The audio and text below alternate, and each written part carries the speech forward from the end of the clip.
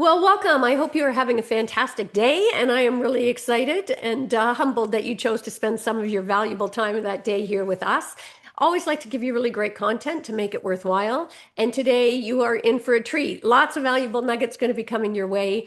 We're going to be talking with Dawn Mahan about negotiating people, power, and project success. Or maybe we could have called it from chaos to collaboration. So welcome, Dawn. I'm excited to have you here. Thanks so much, Cindy. I'm excited to be here. And congratulations on hundreds of episodes now. Amazing. It's hard to believe. I tell you, time flies. And for those of you who may not know Dawn, she's an award-winning consultant, an international speaker, and the founder of PMOtraining.com. And she's trained thousands of professionals worldwide, advising C-suite leaders and project managers across multiple industries. And the thing that attracted me is she brings a really refreshing new perspective to project management. And particularly, you see that with her book, Meet the Players in Project Land. I think the subtitles Decide the Right Project Roles and Get People on Board. And the thing that stood out about it is that instead of sort of dry technical jargon, which we often see in project management, Dawn introduces animal avatars and storytelling to make complex project roles really easy to grasp and, more importantly, easy to implement. So I'm always looking for fresh new ways to sort of approach business and leadership and negotiations. So today we're going to be exploring how to understand people, roles, and dynamics, and how they can make or break a project, and how you can use those insights in your own negotiations, whether you're leading a boardroom initiative or organizing even a community project. So why don't we jump in, Dom? What inspired you to create Meet the Players in Project Land, and in particular, why did you choose to use animal avatars to explain the rules? Well, thank you so much for highlighting that it's a fresh perspective because that's really one of the ideas that we're going for in Project Guru Press is to really bring fun, Yeah. newbie friendly material to people because project management usually is so dry and it just doesn't need to be that way. I Yeah. have a million stories from the trenches. And so the inspiration really for the book started probably back in about 2010 in Chicago when I was in front of a room of wide-eyed, very experienced professionals who were struggling to learn about what I call project land or the Yeah. world of projects. And they were great at operations. And so one of the gentlemen in the class who had been at that company for over 20 years looked up at me and said, "Where's the book?" And it was my turn to be like, "What? What are you talking about?" And and so I said, "Jermaine, what do you mean?" And he said, I want the book. I want the book with all the stories you tell, all the tips. I want it on my desk. Where is the book? And so he planted a seed that day. I And love he, that. and so in 2024, we released my first book. We have another one in the works, which I'm excited to tell you about a little later Good. and get your take on it. And I realized that the animal avatars that I had been using in speaking engagements we're really helping people understand how the Yeah. humans operate and negotiate their way through project land. Yeah.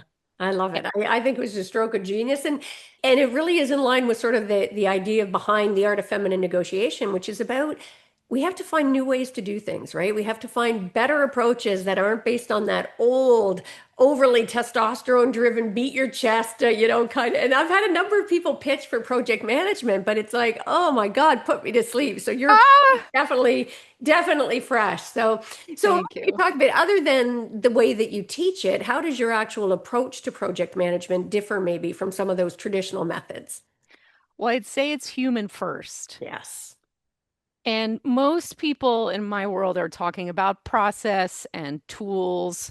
There are over 100 tools on the market, all claiming to solve all your problems on projects. None of them do without people. Yes. Process is also, I mean, it turns out that my research shows, and I talk about it in Meet the Players in Project Land in the beginning to really set the stage, most projects fail. Yeah. Statistics show that most projects fail. That's terrible because Yeah. then people feel like Yeah. failures, even though they were not set up for success in the beginning. And so I thought, let's take a human first approach, but use animals to help illustrate the crazy ways that people operate Yeah. when they're under stress and in Yeah. fear, which is often how people feel when the clock is ticking and they're trying to negotiate their way through this uncharted terrain, because the Yeah. truth is that projects are unique, meaning Yeah. nobody in the history world has ever done this before in this time, in this Yeah. place, or with these people. Yeah. Yeah, I love it. And it's so funny. I was smiling when you said about it's a human first approach and I use animals because I literally just posted online because I'm dog sitting for my son and we've got a German Shepherd. So I've got like three dogs running around the house here, one of whom is blind and suffered from diabetes. And I was watching the dynamics and thinking, God, we could learn a lot as humans watching animals. So it's interesting that you use that. But I also want to take a beat for our listeners and really let that settle about the human first approach. Because I'm not going to get into politics, but suffice it to say today, we seem to be moving away from that human centered approach. And again, it's one of the reasons I started Art of Feminine Negotiation is to recognize how important it is to have rapport and connection and empathy and to be able to bring all of these things together and to approach every negotiation from that human centered point of view. Even when you're dealing with bullies, right? There's something that's causing that human behavior. And when you look behind, sort of the facts or the issues or what you think you want or what you think they want and get behind the humanity of it, we often are able to find better solutions. So I love your approach, Dawn. And now Thank you you. said that people are the linchpin of any project. And you said you love storytelling. So can you share maybe a story where clarifying roles or responsibilities was able to transform the outcome? Yes, it happens all the time where we are asked to come into organizations like the one in Chicago, Yeah. where people are maybe new to project land or they think they know project land, but they don't really. And, we have egos. I heard in another episode of yours that we talk about egos a little bit and how, yeah, we all have egos. And it's true. I have an ego. I'm sure everybody really does about certain things, that we think that we're good at and that we know. And in corporate situations, it's the environment tends to be a pressure cooker Yeah. where people operate under fear and under stress, and they're asked to perform at their best inside a pressure cooker. Yeah. Well, that's not a great environment to be in, is it? Yeah. So anyway, with that context, so here's a situation. I had this gentleman who was very skeptical about the project management office. We were brand new to the scene in this Yeah. Fortune 500 company. There were PhDs in engineering running all around. Uh-oh. Um, right. This was a tech director, and he was very, very skeptical about it. However, he had a project that could not fail. Yeah. And so he came to me and said, I need a project manager for the project. I said, great. So when I signed the project manager, I took her into my office, closed the door, and said, not only will you manage this project, but your job is to turn this guy's mindset around Nice. about project management and how it is there to help him. It is an enabler. We're going to make him look like a superstar. Yeah. He thinks we are order takers. He thinks we are stenographers. He Yeah. thinks we are admin assistants. We are leaders, and you're going to show him. I Yeah. said, are you up for the challenge? And I knew she was. And she was like, oh, yeah. And so we turned his mindset around Yeah. in that project, made him look like a superstar, delivered the thing. And wouldn't you know, when he left that company, he called me specifically and said, I put my big foot in my mouth and I need your help over here at this new place. And I was like, yes. That's awesome. You gotta love that. It's funny you talk about egos at the beginning because I often refer to it as like bumper car egos, right? Like our egos are just constantly bumping into each other, and ego shows up differently for all of us. So I love that. Now, in your experience, what are some of the most common pitfalls that teams face in project management, and how can we negotiate around them before they derail success? As you said, most projects, sadly, are not successful. That's right. Well, my book, Meet the Players in Project Land, explains every single player. Just like any sports team, I played a bunch of sports. I love sports. Not everybody's into it. Yeah. But even if you didn't play sports, if you think about the orchestra, Like I played the flute also. Yeah. The flautists are called flautists and they all sit together, right? And so I found that one of the first things is to just make it clear. Yeah. Who do you need? Why do you need them? What role do you want them to be in? Most people want to do a good job, Yeah. but they can't do a good job if you don't tell them what's expected of them. Why are they there? Why them? Why not somebody else? Why not have a conversation with the person and Yeah. say, I specifically asked for you because. Yeah. And Nice. so the first part is role clarity. Why are they there? What are you expecting from them? And each player in Project Land, from the executive that I mentioned earlier, the project manager, sometimes there are no project manager named. And we go in and assess organizations. I'll be like, well, who's the project manager? I'll be like, I don't I know. don't know. What? Yeah. So if you want your project to succeed, assign one project manager. If you've got a vendor, the vendor might have a project manager, the client might have a project manager, and then they have to work together to make it happen. But the client project manager has to be the superseded project manager, right? Because Yeah. somebody's got to make the call. You can't have two captains of the ship. Yeah. So it's important to know that in some cases, for instance, the vendor is like the tail wagging the dog. Yeah. And I've been on both sides. So no, I'm not knocking anything. I've been the consultant, project manager, representing a team, a technical team, and then I've been on the inside as well and had to hire vendors to work with us. And but the vendor is getting paid by the client. Yeah. So Yeah. who's in charge, right? Let's, just follow the money trail. Yeah. And I assume know who you're dealing with. Like, one of my models, I call it the 5W model. It's like who, what, where, when, why.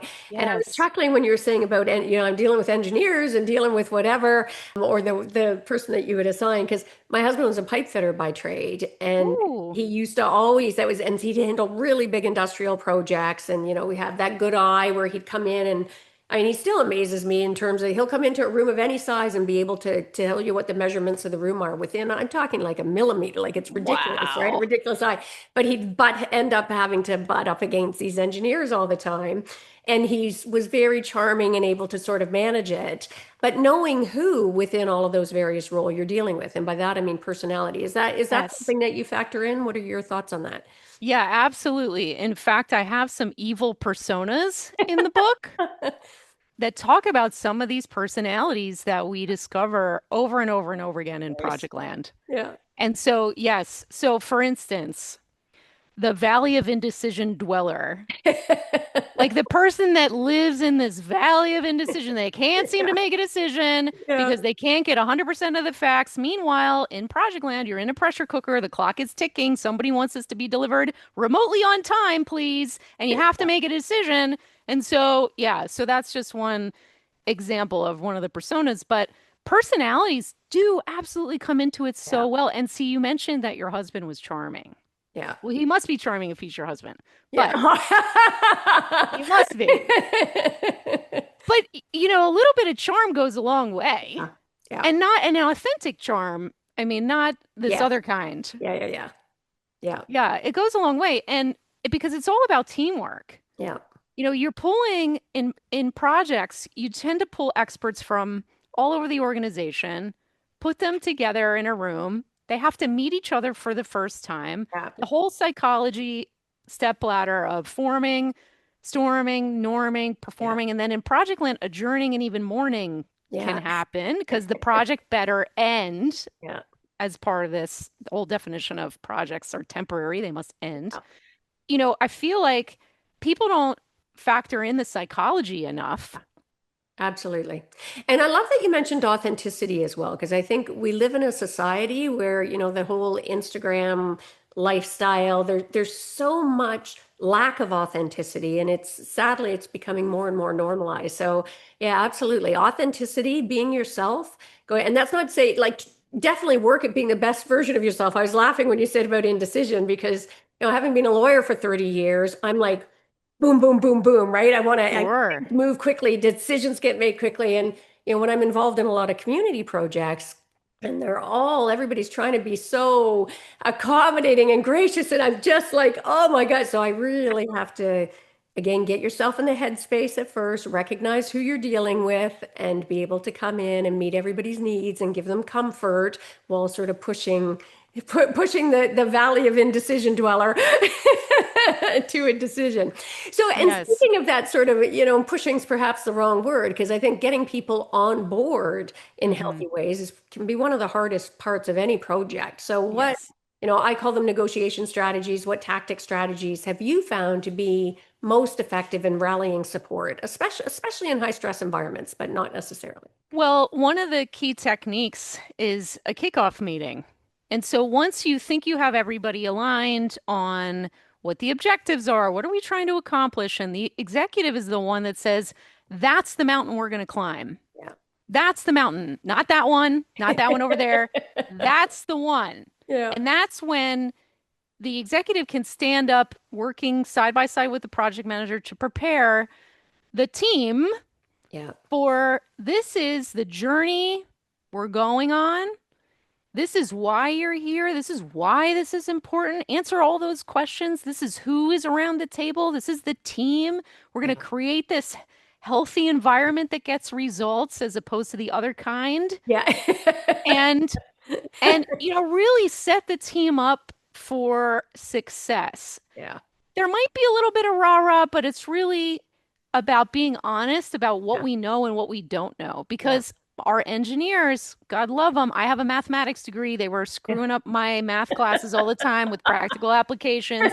I know them well. I love my engineers, but they have a lot of detailed questions. Well, how, do you really want the catapult to go 537 feet and the sponsors like, oh, are you kidding me? And so this is why we need great project managers Yeah. who can navigate the humans and the concerns and all the questions and say, hey, we're going to figure that out in step 43 as to how far it's really going to go. And here's how we're going to figure it out. What do you think? Do you think that'll work?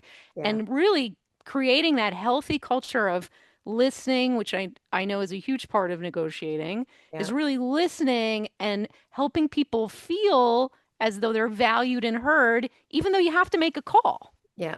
Yeah.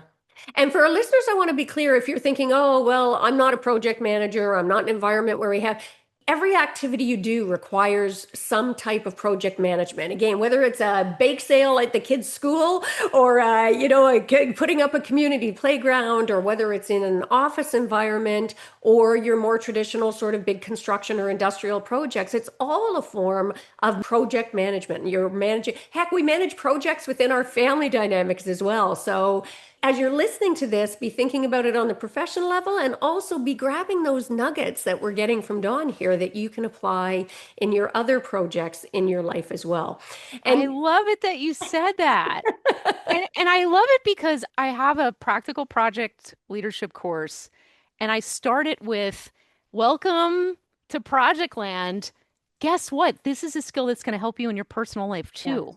yeah, Because if you've ever planned a vacation, that's a project. If you've ever had to plan a surprise party, yeah, that's a project. If you've ever had to move cities or move homes, yes, those are projects. yeah, And I had a friend who got married within the past few years. And some of the tips that I gave her when we were having a couple yeah. beverages, it wasn't coffee, although we love that too. And she was like, I can't believe that he just wants to invite some of the guys over and have like hot dogs and hamburgers at the wedding and then go on to Fiji for Yeah. vacation. She's like, I have waited 40 years for this man. I am going to have the Italian wedding of my Yeah. dreams. And so I was like, oh, you are negotiating your expectations about the future of this future Yeah. imagination you have. It's just in your imagination Yeah. with this man you want to spend the rest of your life with. And Yeah. I'm like, so what you're saying is quality is number one for you. And what he's saying is quality is number five for him. He just wants to marry his sweetheart. Like Yeah. he doesn't care how it goes or whatever. Yeah. And I know this guy is so sweet.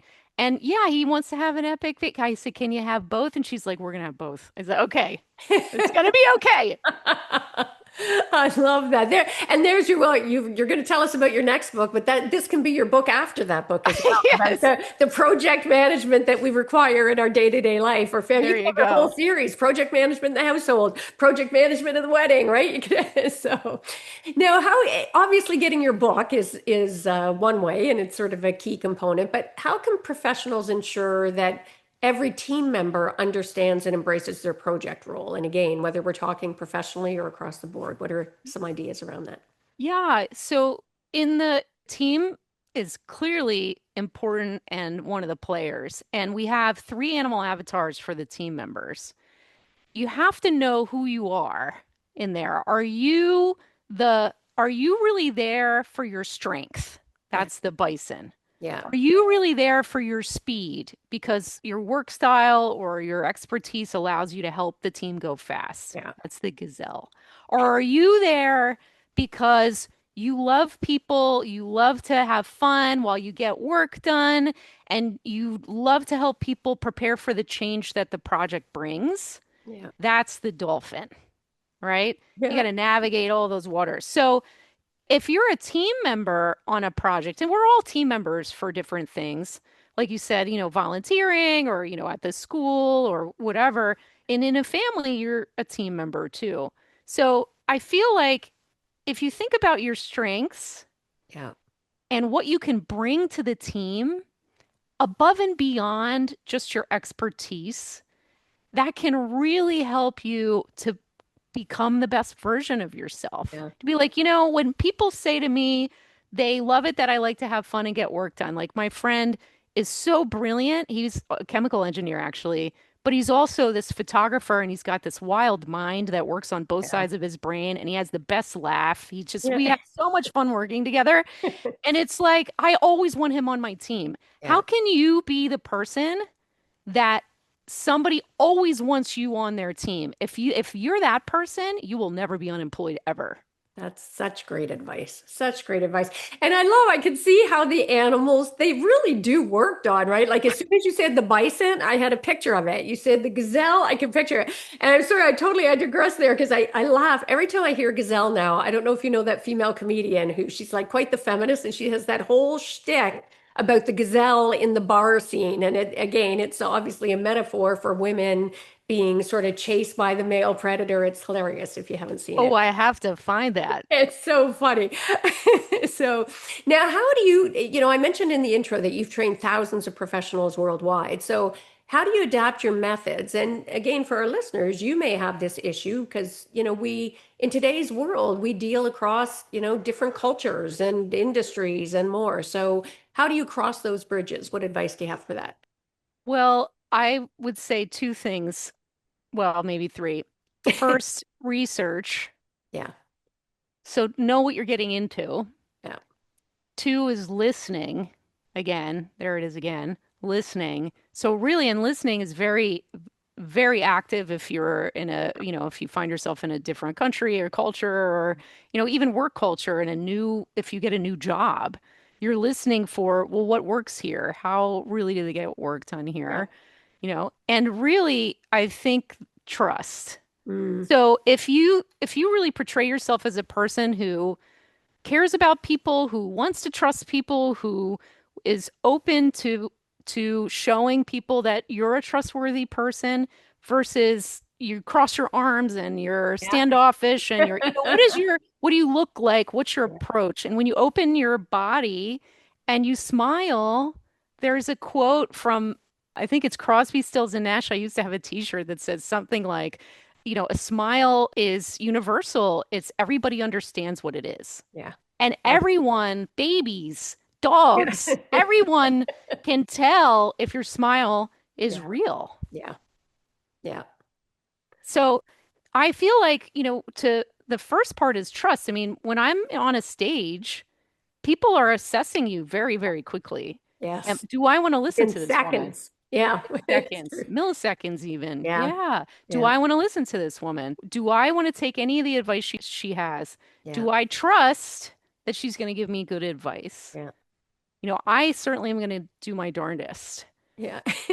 But people don't know me. Yeah. If people don't know me, then they're not sure. Yeah. So it helps to have, You read my bio, for instance, which is which is the truth. And I find a lot of people are sharing a lot of things that are untrue, and you have Yes. to fact check Yes. everything. And it's Yeah. such a shame. It's such a Yeah. shame. And we're seeing more of that, sadly. We've all been apparently granted permission to just say that. So, but I want to really allow something to settle. That when you started that, when you gave that sort of three-part answer, and I thought it's brilliant, Dawn, and it's so simple and it's common sense, and yet we don't see it enough.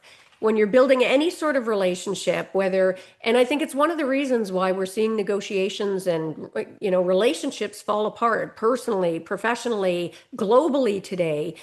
Do your homework, right? Do research and listen. For the love of God, in North America, we are not taught to listen well. We're constantly waiting for our turn to speak. We wrongly believe that the person speaking the loudest and the longest is winning, whatever that means, in a negotiation. And we're not really open to other perspectives, and that doesn't build trust. And part No. of building trust is giving trust. So, and again, not to get political, but if we look back even at the beginning of COVID, like my gosh, there were legitimate positions across the spectrum, but nobody was willing to listen to each other. Everybody needed to be so certain about the rightness of their position. We're seeing it on the political scene today. We see it in global conflicts as well. Everybody's so, some are playing out in real time with devastating consequences today because nobody is truly seeking to understand the perspective of the people across the table, across the border, whatever it is. So thank you for sharing that. And I really, sorry to go on, but for our listeners, I want to put a pin in just how important that is. So thank you for that. Thank Now, I you. want to circle back on to the storytelling piece because I know it plays a big role in your approach. It And I feel does. like it's an art we're missing. Everybody's so straight to business that storytelling is a beautiful way to connect. So I'm interested in your thoughts on why narrative is so powerful in project management, in negotiation, in life, frankly. Of course, stories are the way that our ancient cave people brains Yeah. learned. Yeah. There were no TVs, there was nothing but stories around the campfire. And so if we go back to basics, stories are really where people learn. Yeah. And in project land, because a project is unique and it's the first time in the history of the world anybody's done this before, you have to come up with a way to explain the vision you have for this new world. So, there's some current, the way you always pitch a project is there's some current state that's unacceptable. There's some future state that's going to be amazing. Yeah. And then the project is going to get you somewhere from where we are today to where we're going. Yeah. And how are you going to explain that to people if you can't tell a story? And it all starts with what are we seeing today that's unacceptable? Yeah. And can we put a face on that? Can we say, Nancy just last week was beating her head against a brick wall trying to get this vendor to do this Yeah. thing, right? And so if we change this process in the future, Nancy's head will be fine. It will Yeah. not be bleeding. It will be wonderful. And so will everybody else. That won't think that'd be great. And Nancy's like, here, here, please, no more bleeding forehead. And and so you start to create this vision in people's minds that says, yes, I want to be on that train. I want to be part of that. I want to be part of that crew that climbs Yeah. that mountain. Let's do it. I would love to have that envisioned future. Yeah. And it humanizes it, right? I mean, you going back to what you were saying earlier about bringing the humanity to it. I think through storytelling, we humanize it. And I can vouch for that. I will say, like in my book, I've got a whole book there to feminine negotiation about negotiating. And yet it's interesting you say that, Don, because the thing that people most seem to remember and comment on is this one little section where I share a story about my daughter who needed open heart surgery as an infant and how I had to negotiate those life or death moments in the hospital. That stuck more than any of the didactic stuff I threw in the book, right? So, Sure. um, Right. And that's especially when a story can pull at your heart. yeah, When my heart just leapt out of my chest for you, just thinking about, I can't even imagine that yeah, situation. So if you have a story that can really connect with someone's heart, yeah. more than their heads, it's even Yeah. better. Now, some projects and corporations are all about the money. Yeah. And so it's really hard to connect with somebody's heart when it's really all Yeah. about the money. However, for-profit companies are in it for the money. I mean, Fortune 500 companies have to report to the street every quarter. I mean, it's just part of the way it works. Yeah. And so we still need to tell stories about, okay, then the people, for instance, a project that is going to make life easier inside the company so people aren't doing some of this rote work, that they could be Yeah. doing more highly strategic work that would be better, or they would make their Yeah. life easier, or they don't have to, beat their head against the brick wall anymore, or whatever. And if you make it about the people and not the money, Yeah. it can be so much more easy for people, so much easier for people to say, yes, I want to help with that. And in the old days, and when I started my career, you didn't get a choice.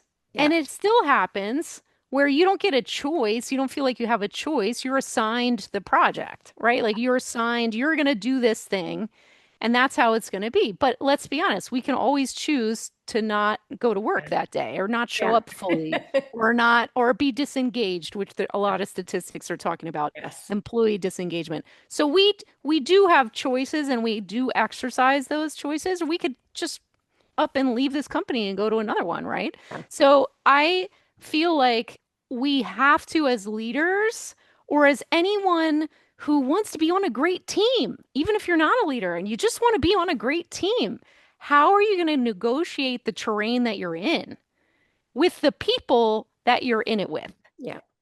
Yeah, I love that. And it's funny, I'm glad you mentioned about the money because we are so conditioned to believe that everything is about the money. And today, again, we're seeing a real resurgence of that about where it's all. But in my experience, when you really dig down, it's almost never actually just about the money for the reasons you've just said. We're all humans interacting, right? It's not, we are the humans that make up these corporations, and the corporation may believe it's all about the money, but it's for the individuals, it's what that money means to them. It might be about status, it might be about respect, it might be what, and we're seeing a lot more corporations now recognize that when you come from a value driven kind of perspective, when you get people on board on your teams caring about the project, caring about what you're delivering, you get better outcomes, and you actually end up making more money as a result of that. So I'm so glad you honed in on that.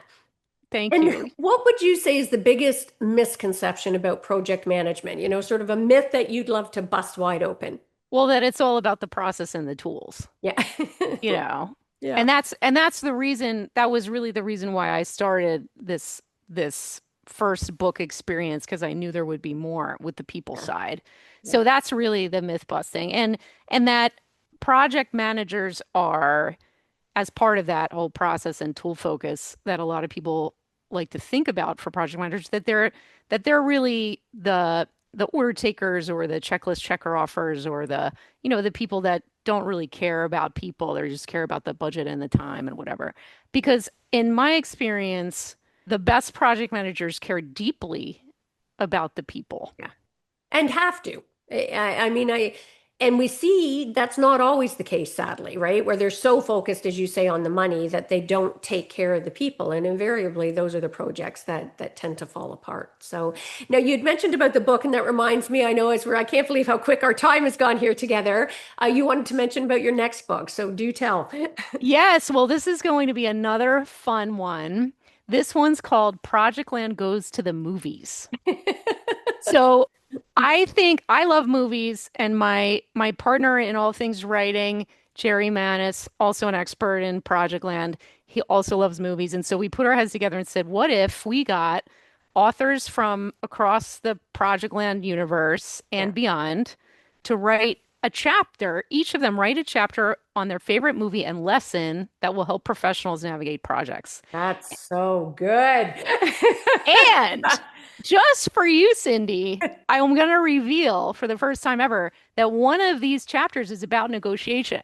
Very cool. Oh my gosh, I love that. And there's so many great movies that you could point to for that. That's fabulous. I love it. You Yes. know? Yeah, we're so excited about this one because it does bring a lot of different voices, perspectives, experiences from around the world together in one place to make it, again, try to be fun and accessible for newbies and experienced folks alike that need to navigate this wild world called projects. Yeah. Oh, such a brilliant. I love your approach, like with the animals, makes sense. As soon as you said movies, I'm thinking, Thelma and Louise, so many scenes about, negotiation life or the devil's advocate, and also ways not to negotiate, right? I mean, Yes. what's that new sitcom, that not a sitcom, sorry, the series, Man in Full or something with Jeff Daniels in it, but sadly, I think some people are going to see it as a commendation for that big, tough, bullying kind of approach. But oh my God, the message was so clear that that approach is a flawed way to negotiate in business and in life. So Wow. brilliant concept. I love it. Can't wait for it. We'll have to have you back when that comes out. Well, that would be wonderful. Thank I you so much. love that. And I normally like to end by asking, what's one of the greatest mindset shifts you've had in your life? It doesn't have to be about project management, just one of those aha moments for you. When I first learned about the word authenticity, I was like, that's what I've been looking for all my life Yeah. because I've always been a little weird. I've always felt a little weird, a little oddball, always the guinea pig and stuff. And authenticity, I thought, wow, this is wonderful. What a wonderful, beautiful word that represents what I hope for everyone. Oh, I love that. And I love that we talked about it earlier too, that it worked its way organically into the It conversation. did. So where can people learn more about you, Dawn? Well, you can find me on LinkedIn, Dawn, Dawn like the sunrise, even though I'm a night owl. Mahan, Mahan. So find me on LinkedIn. Tell me that you heard our conversation and what you might have taken away from it, but definitely connect with me. That's one way. But if you want a free sample of the book, the biggest free sample out on the interwebs, go to projectgurupress.com/sample and you can get it delivered to you right this moment. Fabulous. And we will make sure to put that in the show notes. So don't panic if you happen to be listening to this while you're working out and you're on a treadmill or you're driving. We'll make sure to include that all in the show notes so that you can come back. And thank you so much, Dawn. It's been a great conversation. You're just a delight to deal with. And I love your approach to project management and beyond. So thank you. Thank you so much, Cindy. It was such a pleasure, and I'll look forward to hearing more episodes from you and your crew too. Yes, and we look forward to having you back. And for our listeners, oh my gosh, there was so much value here. Again, whether you are a project manager or whether you don't realize you're a project manager and all of the ways that you can apply it in your life. So make sure to subscribe if you haven't done that yet, but also give the gift of sharing. Make sure to share this episode with other people in your life so they can get some of the value from the golden nuggets that got dropped here today. And before we sign off today, if this episode maybe lit a little fire in you and you recognize you want to stop playing small and start negotiating a bigger, better life, then feel free to come and check out what we offer here. I've got one-on-one, group, or signature VIP or mastermind programs. So let's tap into that feminine power of yours and start getting more of what you want and deserve without apology. If you're in and that sounds interesting, go to artoffemininenegotiation.com to check it out. And speaking of that, if you have not grabbed a copy of my book yet, grab that, The Art of Feminine Negotiation, How to Get What You Want from the Boardroom to the Bedroom. And that's a wrap for this episode. So now go renegotiate the life that you thought maybe you had to settle for. And remember that every moment is a negotiation. So choose presence, choose power, choose purpose. And I like to think this isn't just a podcast, it's a movement, and you're a part of it now. So together we can redefine power, one conversation and one negotiation at a time. So join the movement, lead the change. That's my invitation to you. And lead with heart, negotiating like the powerful force of nature that you are. And remember, feminine, regardless of your gender, masculine, feminine, all the spaces in between. It does not mean weak, it means unstoppable. Until next time, take care.